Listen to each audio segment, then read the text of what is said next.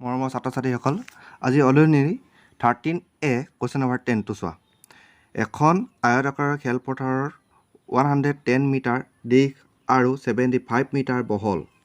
খেলপথাৰখনৰ সীমাৰ ভিতৰেদি চাৰিওফালে 2 মিটাৰ বহল এটা ৰাস্তা আছে। ৰাস্তাটোৰ শিল পাৰোঁতে প্ৰতি মিটাৰ স্কোৱাৰত, তাৰমানে 1 মিটাৰত 80 টকাকৈ মুঠ খৰচ কিমান হ'ব উলিওৱা। যদিহে 1 মিটাৰ স্কোৱাৰত 80 টকা খৰচ হয়, তেতিয়াহ'লে তুমি যিমানটো মিটাৰ স্কোৱাৰ পাবা সিমানটোৰ লগত এই 80 টকাটো পূৰণ কৰিলে যিমান ওলাব সেইটোৱে ইয়াৰ মুঠ খৰচ হ'ব। এতিয়া সেইটো উলিয়াব লাগে। প্ৰথমে আমি চিত্ৰটো আঁকি ল'ম। চিত্ৰটো আঁকি ল'লে সুবিধা হয়। চোৱা, এতিয়া কি বুলি কৈছিলে, ABCD এখন আয়তাকাৰৰ এখন খেলপথাৰ, আৰু এই আয়তাকাৰৰ খেলপথাৰখনৰ দিশটো AB হ'ব, এইফালে CD হ'ব। তেতিয়াহ'লে AB দিশ কিমান দিছে? 110 মিটাৰ, আৰু প্ৰস্থ BC বা DA হ'ব, এই প্ৰস্থটো দিছিলে 75 মিটাৰ। তেতিয়াহ'লে আমি ধৰিব পাৰোঁ ABCD এটা আয়তাকাৰৰ খেলপথাৰ বুলি, আৰু খেলপথাৰখনৰ দিশ মই কি কৈছোঁ? AB বা CD। AB দিশ কিমান হ'ব?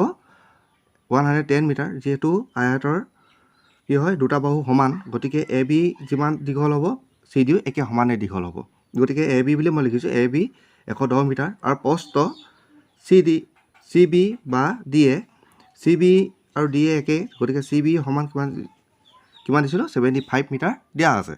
গতিকে কি হ'ব? ABCD এই আয়তটোৰ খেলপথাৰখনৰ কালি কিমান আছিলে? কালি সূত্ৰটো হয় দিশ পূৰণ প্ৰস্থ। গতিকে দিশ কিমান আছিলে? আমাৰ দিশ আছিলে AB,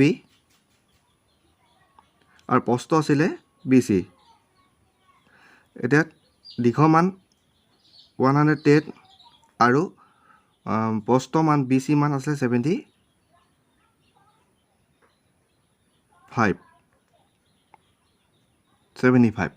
আৰু ইয়াত মিটাৰ এককটো মিটাৰ আছে, ইয়াতো এককটো মিটাৰ আছে। গতিকে মিটাৰ দুটা একক দুটা আমি যদি পূৰণ কৰি দিওঁ তেতিয়া মিটাৰ স্কোৱাৰ হৈ যাব। আৰু এই 110 × 75 ইনটু কৰিলে তোমালোকে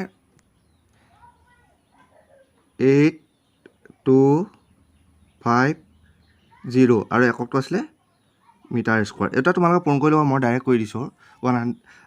কিমান বোলো? 8250 মিটাৰ স্কোৱাৰ। এটা চোৱা, ৰাস্তাটোৰ বহল, এইটো ৰাস্তা আছিলে, এই ৰাস্তাটো বহল, ইয়াৰ পৰা ইয়ালৈ বহল দিছে কিমান মিটাৰ দিছিলে? 2 মিটাৰ দিয়া আছে। 2 মিটাৰ। ৰাস্তাটো বহল 2 মিটাৰ। এনেকৈ EF এইটো দীঘল আছিলে, হয়নে? ৰাস্তাটোৰ দিশটো আছিলে কিমান মিটাৰ আছিলে? এতিয়া এই ৰাস্তাটো খেলপথাৰখনৰ ভিতৰত আছিলে। খালি ABCD এখন খেলপথাৰখনৰ ভিতৰত আছিলে। এইফালে বহল 2 মিটাৰ, এইফালেও বহল 2 মিটাৰ, এইফালেও বহল 2 মিটাৰ, এইফালেও বহল 2 মিটাৰ। গতিকে আমি AB দৈৰ্ঘ্যৰ পৰা এইফালে 2 মিটাৰ আৰু এইফালে 2 মিটাৰ দিশ দুটা কমাই দিব লাগিব। গতিকে আমি কি লিখিব পাৰোঁ? AB ডালৰ দৈৰ্ঘ্য দিছিলে 110 মিটাৰ হ'ল, বিয়োগ এইফালে 2 মিটাৰ কমাই দিয়া, আৰু এইফালৰ পৰা 2 মিটাৰ কমাই দিয়া। দুইফালে বহল আছিলে, গতিকে কিমান হ'ল? এতিয়া দুইটা যদি আমি বিয়োগ কৰি দিওঁ তেতিয়াহ'লে কিমান হ'ব? +4, আৰু এককটো হৈছে মিটাৰ, আৰু এটা বিয়োগ কৰিলে কিমান হ'ব? 106 মিটাৰ। তাৰমানে আমি ইয়াৰ দৈৰ্ঘ্যটো কিমান পালোঁ? EFৰ দৈৰ্ঘ্যটো কিমান পালোঁ? 106 মিটাৰ। ইয়াৰ দৈৰ্ঘ্য আছিলে কিমান আছিলে? 110 মিটাৰ, আৰু ইয়াৰ দৈৰ্ঘ্য হ'ল কি, ভিতৰে 2 মিটাৰ কমাই দিয়াৰ লগে লগে ইয়াৰ EFৰ দৈৰ্ঘ্য হ'ল কি কিমান? 106 মিটাৰ। এতিয়া চোৱা, এতিয়া ঠিক তেনেদৰে আমি কি ক'বলৈ FG এই প্ৰস্থটো এতিয়া কিমান আছিলে? টোটেল দিছিলে তোমাৰ 75 দিছিলে। 75 আছিলে। Bৰ পৰা C লৈ 75 পাইছিলোঁ। গতিকে এই GFডালৰ মান কিমান ল'ব? এইফালৰ পৰা 2 মিটাৰ যদি এইফালৰ পৰা 2 মিটাৰ কমাই দিওঁ তেতিয়াহ'লে কিমান থাকিব? 2 বিয়োগ 2 মিটাৰ সমান কিমান হ'ল? 75 - 4 মিটাৰ সমান 71 মিটাৰ। তাৰমানে আমি কিমান পালোঁ? GFৰ মান আমি পালোঁ কিমান? 71 মিটাৰ। তাৰমানে প্ৰস্থ পাইছোঁ জি এফডাল প্ৰস্থ আছিলে, প্ৰস্থৰ মান পালোঁ কিমান আমি 71 মিটাৰ পালোঁ। এটা চোৱা, এই সৰু ভিতৰৰ যিটো আয়ত দেখিছা EFGH, এই আয়তটোৰ মান ল'ব লাগে। গতিকে সেইটো এটা আয়তৰ কালি হৈছে দিশ পূৰণ প্ৰস্থ। গতিকে আমি কিমান পাইছিলোঁ EFৰ মান পাইছিলোঁ 106 মিটাৰ আৰু FGৰ মান পাইছোঁ 71 মিটাৰ। দুইটা একক পূৰণ কৰিলে মিটাৰ স্কোৱাৰ হ'ব। আৰু এই দুটা তোমালোকে পূৰণ কৰি চাবা, মই ডাইৰেক্ট পাতি দিছোঁ। এতিয়া আমি কিমান পালোঁ? দুটা পূৰণ কৰি 7526 মিটাৰ স্কোৱাৰ পালোঁ। এতিয়া আমাক এই ৰাস্তাটোৰ কালি লাগে। ৰাস্তাটোৰ কালি কি কৰিব লাগিব? ভিতৰে যিটো সৰু হৈ গ'ল, বাহিৰে ডাঙৰ আছিলে। গতিকে আমি এই ডাঙৰ আয়তটো পৰা ABCD আয়তটোৰ পৰা EFGH এই আয়তটো মান বিয়োগ কৰি দিব লাগিব। তেতিয়া কিমান পাম? চোৱা, ABCD আয়তটোৰ কালি মাইনাছ EFGH আয়তটোৰ কালি, এটা বিয়োগ কৰিম। ABCDৰ মান কিমান পাইছিলোঁ আমি? আয়তটোৰ কালি মান কিমান পাইছিলোঁ? তোমাৰ 8250 আৰু ইয়াৰ এক মান পাইছিলোঁ 7526 আৰু দুয়োটাতে একক লৈছিলে মিটাৰ স্কোৱাৰ লিখিলোঁ, হ'ল। এতিয়া এই দুটা মাইনাছ কৰিবা, কিমান পাবা? 724। এই দুটা মাইনাছ কৰিলে 724 একক লৈছিলে মিটাৰ স্কোৱাৰ। এটা প্ৰশ্নটো সুধিছিলে যে ৰাস্তাটো শিল পাৰোঁতে মুঠ খৰচ কিমান হৈছিলে। এতিয়া প্ৰথমতে আমি লিখিব লাগিব, প্ৰশ্নটো দিয়ে দিছে 1 মিটাৰ সমান 80 টকা খৰচ হয় বুলি দি দিছিলে। গতিকে আমি ডাইৰেক্ট লিখি দিম, ৰাস্তাটোত শিল পাৰোঁতে মুঠ খৰচ হয় কিমান হ'ব? 1 মিটাৰত 80 টকা খৰচ হয়। এইডোখৰ মোৰ নুজুৰিলে কাৰণে মই ইয়াত লিখি দিছোঁ 80 টকা খৰচ হয়। আৰু আমাৰ টোটেল মিটাৰ আছিলে কিমান? 724। এইটো 7টো থাকি গৈছিল দেই, 724 থাকি গৈছিলে। গতিকে আমি টকালৈ যেতিয়া কনভাৰ্ট কৰিম, ইয়াত লিখিম আমি টকা বুলি লিখিম। গতিকে এতিয়া কিমান হ'ব? এটা পূৰণ কৰি ল'বা, কিমান পাবা? 57,920 টকা। তাৰমানে ৰাস্তাটোত শিল পাৰোঁতে মুঠ খৰচ হয় কিমান? 57,920 টকা খৰচ হয়। এই দুটা তোমালোকে নিজে পূৰণ কৰি ল'বা, জানিবা বুলি মই পূৰণ কৰি দিয়া নাই, এইটো কৰি দিছোঁ। ইয়াৰ পিছত চোৱা, 11 নম্বৰটো চোৱা, এখন আয়তাকাৰ পাৰ্ক 50 মিটাৰ দিশ, পাৰ্কখনৰ দিশ দিছে 50 মিটাৰ আৰু প্ৰস্থ 35 মিটাৰ বহলটো কিমান আছে? 35। পাৰ্কখনৰ সীমাৰ বাহিৰেদি, এবাৰ এই অংকটো ভিতৰেদি আছিলে আৰু এইটোত বাহিৰেদি আছে। চাৰিওফালে 2.5 মিটাৰ বহল এটা পথ আছে। দুইটাতে পথ আছিলে, এইটোত ভিতৰত আছিলে, এইটোত খালি বাহিৰত আছে। এতিয়া পথটোৰ কালি নিৰ্ণয় কৰে, একেই হ'ব কুৱেশ্যনটো। পথটো নিৰ্মাণ কৰোঁতে প্ৰতি মিটাৰ স্কোৱাৰ, তাৰমানে প্ৰতি মিটাৰ মানে 1 মিটাৰ স্কোৱাৰ, কিমান কৈছে? 120 টকাকৈ খৰচ মুঠ কিমান হ'ব উলিওৱা। এতিয়া একেই নিয়ম, একেই ধৰণে কৰিব লাগিব আৰু চিত্ৰটো একে আঁকি ল'ব লাগিব। এবাৰ যিহেতু ৰাস্তাটো পাৰ্কখনৰ ভিতৰত বুলি কৈছে, গতিকে পাৰ্কখন কেনেকুৱা ধৰণৰ হ'ব? পাৰ্কখনৰ ভিতৰত থাকিব নে বাহিৰত থাকিব? প্ৰশ্নটো কৈছিলে পাৰ্কখনৰ বাহিৰেদি, এইখন পাৰ্ক হয়, পাৰ্কখনৰ বাহিৰেদি চাৰিওফালে এটা ৰাস্তা আছে বুলি কৈছে।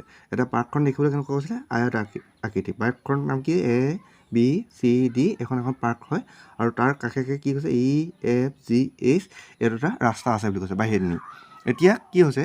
আমি ধৰি ল'লোঁ আয়তাকাৰৰ পাৰ্কখন ABCD আৰু পাৰ্কখনৰ দিশ দিছিলে, দিশটো কিমান দিছিলে? দিশটো AB বুলি ধৰিছিলোঁ। AB কিমান হ'ল? 50 মিটাৰ দিছিলে আৰু প্ৰস্থ দিছিলে, প্ৰস্থ BC। ইয়াত BC মান প্ৰস্থ 35 মিটাৰ দিছিলে। গতিকে এতিয়া আয়তাকাৰৰ কালি সূত্ৰটো হৈছে দিশ পূৰণ প্ৰস্থ। দিশ কিমান পালোঁ আমি?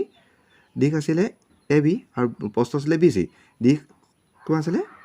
দিশৰ মান 50 আৰু প্ৰস্থ মান 35 আৰু একক দুটা যদি আমি পূৰণ কৰি তেতিয়া মিটাৰ স্কোৱাৰ হ'ব। আৰু এই দুটা পূৰণ কৰাৰ লগে লগে কিমান পাম আমি? দুটা পূৰণ কৰি 1750 মিটাৰ স্কোৱাৰ পালোঁ। এতিয়া চোৱা, এই পাৰ্কখনৰ ইয়াৰ পৰা ইয়ালৈ বহল 2.5 মিটাৰ দিছিলে, 2.5 মিটাৰ। গতিকে আমি এই দিশটো প্ৰথমে উলিয়াব লাগিব, ইৰ পৰা এফলৈ মানটো উলিয়াই ল'ব লাগিব। এতিয়া ইৰ পৰা এফলৈ কেনেকৈ উলিয়াম চোৱা। এতিয়া এই ই এফৰ মানটো উলিয়াবলৈ প্ৰথমে এ বিৰ মান পাতিবলৈ এ বিৰ কিমান আছিলে 50 মিটাৰ দিছিলে আৰু দুইফালে কিমান বহল কৈছে 2.5 কৈছে দুইফালে 2.55 কৈছে বুলি কৈছে প্লাছ দুইফালে আছিলে 2.55 গতিকে এটা হ'ব এককটো আছিলে মিটাৰ আৰু এটাইকেইটা যোগ কৰিলে কিমান পাম আমি এটাইকেইটা যদি যোগ কৰি দিওঁ 55 মিটাৰ পাম হ'ল এতিয়া আকৌ আমি কি কৰিব লাগিব এই বহলটো উলিয়াব লাগিব বহলটো এফ জিৰ মান উলিয়াবলৈ যাওঁতে আমি বি চি মান ল'ব লাগিব বি চি কিমান পাইছিলোঁ বহল 35 মিটাৰ পাইছিলোঁ প্লাছ দুইফালে বহল কৈছিলে 2.55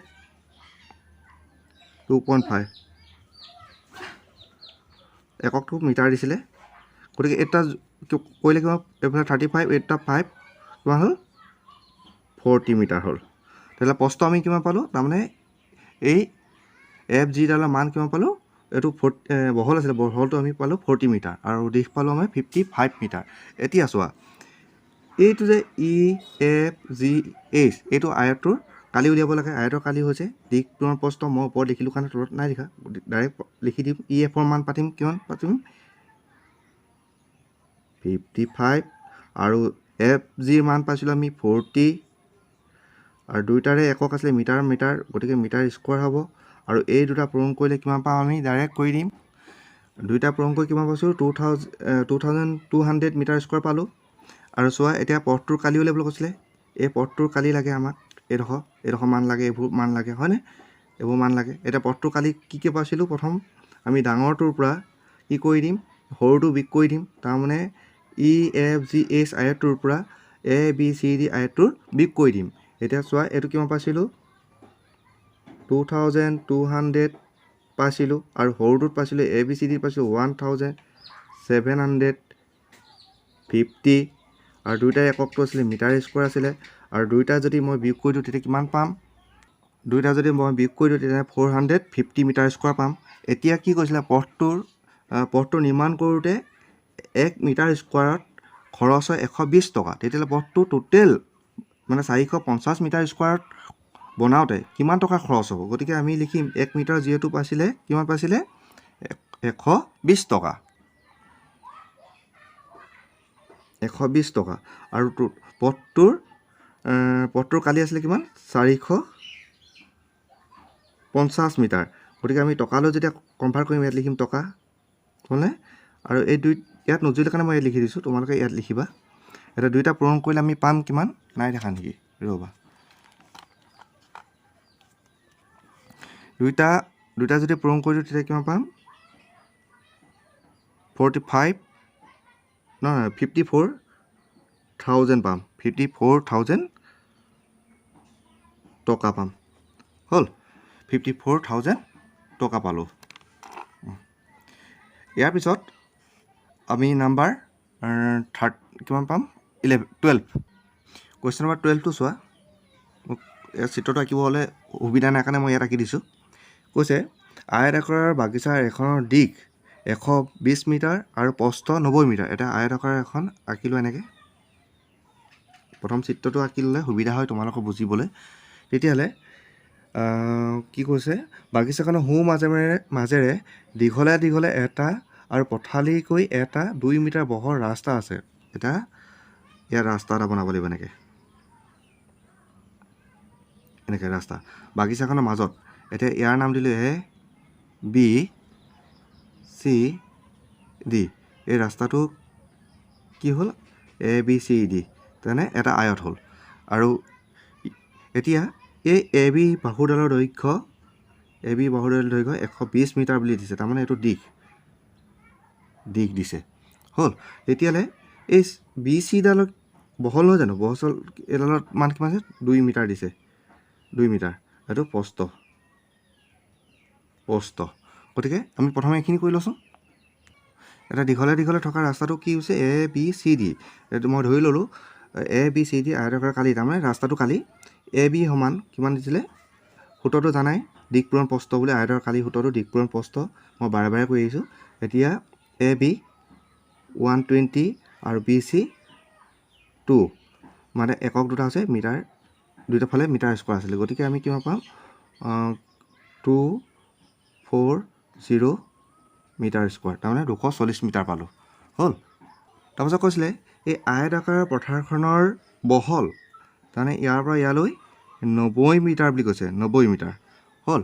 এতিয়া চোৱা 90 মিটাৰ হ'লে ইয়াৰো প্ৰস্থ 2 মিটাৰ বুলিয়ে কৈছে, গতিকে আমি লিখিব লাগিব 90 × 2, তাৰমানে দিশ প্ৰস্থ কিমান আছিলে 90 মিটাৰ আৰু বহল, ইয়াৰো ৰাস্তাটো বহল আছে 2 মিটাৰ, গতিকে এইটো এই 90 মিটাৰটো আচলতে কেনেকৈ হয় চোৱা, দুটা ৰাস্তা বুলি কৈছিলে, পথালিকৈ এটা ৰাস্তা আছিলে এনেকৈ, হয় নহয়, এনেকৈ পথালিকৈ ৰাস্তা এটা আছিলে, মই ডাইৰেক্ট কৰি দিছিলোঁ, আকৌ বুজাই দিছোঁ ভালকৈ চোৱা। পথালিকৈ এটা আছিলে, ইয়াৰ নাম আমি কি দিম, এফ জি আৰু এইফালে ই এইচ, তেতিয়াহ'লে কি হ'লগৈ ই এফ জি এইচ, এইটো আয়ত হ'ল, এইটো পথালি আছিলে, ইয়াৰ এতিয়া এই ই এফডালৰ মান আছিলে কি 90 মিটাৰ, তাৰমানে এইটো পথালিকৈ এইটো এটা কি ৰাস্তা হ'ল। তেতিয়াহ'লে ইয়াৰ ই এফৰ দৈৰ্ঘ্য হ'ল 90 মিটাৰ আৰু ইয়াৰ পৰা ইয়ালৈ বহল কিমান আছে 2 মিটাৰ, গতিকে আমি লিখিব লাগিব আয়ত, এইটো এটা আয়ত হ'ল, গতিকে ই এফ জি এইচ আয়তটোৰ কালি চোৱা, কালি সমান ই এফ এলৰ মান দিছিলে 90 মিটাৰ আৰু এফ জি এইটো বহল দিছে, বহলটোৰ মান আছে 2 মিটাৰ আৰু একক দুটা পূৰণ কৰিলে মিটাৰ স্কোৱাৰ হ'ব, গতিকে দুইটা পূৰণ কৰিলে 180 মিটাৰ স্কোৱাৰ হ'ল। এবাৰ চোৱা, এটা চোৱা, এইটো বিন্দুৰ পৰা এইটো বিন্দু, এইটো বিন্দুৰ পৰা এইটো বিন্দু এটা আয়ত বনি থাকিলে, গতিকে ইয়াৰ নাম দিলোঁ মই পি কিউ হ'লে আৰ এছ। এতিয়া এই পি কিউ আৰ এছ এই আয়তটোৰ মান আমি উলিয়াব লাগে, গতিকে ইয়াৰ পৰা দিশ কিমান, ইয়াৰ পৰা প্ৰস্থ কিমান, এইডোখৰত উলিয়াই ল'ব লাগিব প্ৰথমতে, তেতিয়াহ'লে আমি এই মানটো ক'ত পাম চোৱা, এইডোখৰ বহল কিমান আছিলে, এইডোখৰ সমান এইডোখৰ নহয় জানো, গতিকে এইডোখৰত কিমান দিছিলে 2 মিটাৰ দিছিলে, হয় নহয়, আৰু ইয়াৰ পৰা এইটো কিমান দিছিলে 2 মিটাৰ দিয়া নাছিলে জানো, গতিকে 2 2 পূৰণ কৰি ল'ব লাগিব, খালি বাহুকেইটা মান লিখিব লাগিব, কি লিখিম এইফালে কিউ আৰ বা পি এছ আৰু এইফালে পি কিউ এনেকৈ লিখি ল'ব লাগিব। চোৱা পি কিউ মানে এইডোখৰ 2 মিটাৰ আৰু কিউ আৰ এইডোখৰ হ'ল, তাৰমানে কি হ'ল, এইটো যদি দিশ হয় এইটো প্ৰস্থ হ'ব, বা যদি এইটো প্ৰস্থ হয় এইটো দিশ হ'ব, এক নাই দেখা নেকি, যদি এইটো দিশ হয় এইটো প্ৰস্থ হ'ব, যদি এইটো দিশ হয় তেতিয়াহ'লে এইটো প্ৰস্থ হ'ব, মানে দুয়োটাৰে বহল একে সমানে যে 2 মিটাৰ দিছিলে, গতিকে আমি লিখিম 2 × 2 ইকুৱেল কিমান হ'ল 4 মিটাৰ স্কোৱাৰ। এটা চোৱা, এইটো ৰাস্তা আৰু এইটো ৰাস্তা, এই দুইটা ৰাস্তাৰ মুঠ খালী উলিয়াবলৈ কৈছিলে। এতিয়া চোৱা, ৰাস্তা দুটাৰ মুঠ খালী, এটা ৰাস্তাৰ নাম দিছিলোঁ ABCD আৰু আনটোৰ নাম দিছিলোঁ EFGH, দুইটা যোগ কৰিব লাগিব। তাৰপিছত আমি যিটো মাজৰ অংশ পাইছিলোঁ PQRS এইটো বিগ কৰি দিব লাগিব। এতিয়া ABCৰ মান কিমান পাইছিলোঁ 240 আৰু EFGৰ মান পাইছিলোঁ 180 হ'লনে, আৰু মাইনাছ এইটো মান পাইছিলোঁ 4, তিনিওটাৰ একক আছিলে মিটাৰ স্কোৱাৰ, এইকেইটা যদি বিগ কৰিব জানিবা, যোগ বিগ কৰিব জানিবা, মই একেবাৰে কৰি দিছোঁ 416 মিটাৰ স্কোৱাৰ, মই একেবাৰে কৰি দিলোঁ। একেবাৰে শেষত প্ৰশ্নটো উলিয়াবলৈ কৈছিলে এই ৰাস্তাটো আৰু এই ৰাস্তাটো পকী কৰিবলৈ কৈছিলে, ABCD এই আয়তটো মানে এইটো ৰাস্তা আছিলে, এই ৰাস্তাটো আৰু কি কৈছিলোঁ EFGH এই ৰাস্তাটো, এই দুটা পকী কৰোঁতে মোক কিমান খৰচ হয় সুধিছিলে, আৰু প্ৰশ্নটো দি দিছিলে কি কৈছিলে, খৰচ কৰোঁতে 1 মিটাৰ স্কোৱাৰত খৰচ কৰিছিলে 150 টকা, তাৰমানে 1 বৰ্গ মিটাৰ খৰচ বনাওঁতে তেওঁলোকৰ খৰচ হৈছিলে 150 টকা, গতিকে আমি কিমান বৰ্গ মিটাৰ পাইছিলোঁ টোটেল 416 বৰ্গ মিটাৰ পাইছিলোঁ, আৰু তেতিয়াহ'লে খৰচ হৈছিলে কিমান 1 বৰ্গ মিটাৰ 150 টকা, আৰু আমি টোটেল কিমান পাইছিলোঁ 416 বৰ্গ মিটাৰ পাইছিলোঁ, এইটো টকা লিখিম, টকা লৈ যেনে আনিছোঁ, গতিকে দুইটা পূৰণ কৰিলে আমি কিমান পাম 62,400 টকা। তাৰমানে ৰাস্তা দুটা পকী কৰোঁতে মুঠ খৰচ হয় কিমান 62,400 টকা। এই দুটা তোমালোকে পূৰণ কৰি চাবা। মই ডাইৰেক্ট কৰি দিছোঁ, তোমালোকে বুজি পোৱাৰ কাৰণে ডাইৰেক্ট কৰি দিছোঁ। ঠিক আছে, যদি ভিডিঅ'টো ভাল লাগিছে তেতিয়া এটা লাইক কৰিবা, কমেণ্ট কৰিবা, আৰু যদি মোৰ ভিডিঅ'টো নতুনকৈ আছে তেতিয়াহ'লে মোৰ চেনেলটো ছাবস্ক্ৰাইব কৰি ল'বা, যাতে মই পিছৰ ভিডিঅ'বোৰ দিয়াৰ লগে লগে তোমালোকে অতি সহজে পাই থকা। Thank U.